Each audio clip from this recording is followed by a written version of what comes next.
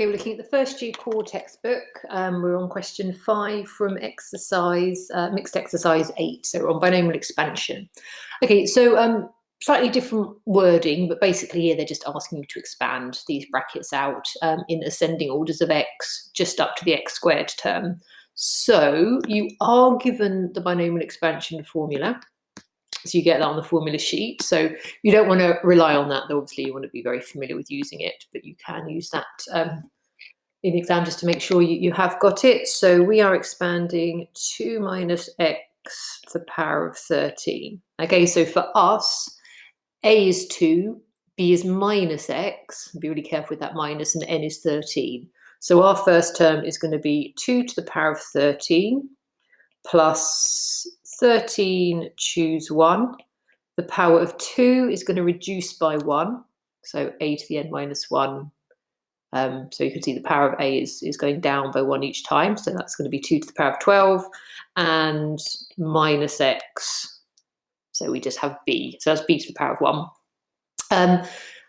I tend not to write multiplication signs just because it makes it a bit harder to see what the separate terms are.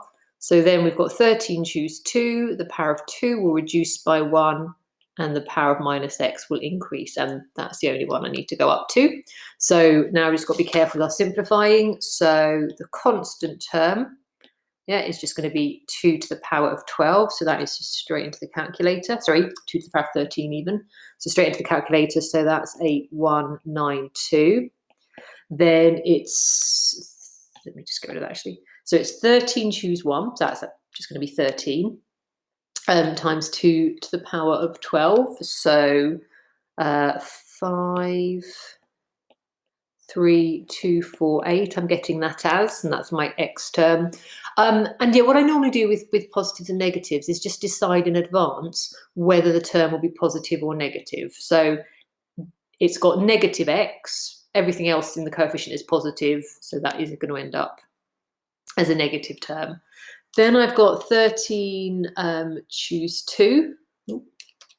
So just in case anyone's not sure, so your NCR button is, so when you're doing these coefficients, you're using your NCR button, which is just above your division sign on your calculator. So the final term, in fact, that I need, so there is a minus x there, but it's being squared, so that is going to end up back as a positive. So what was it doing? 13, choose 2, times 2 to the power of 11 is giving me 159744 x squared. Okay, let's just double check that.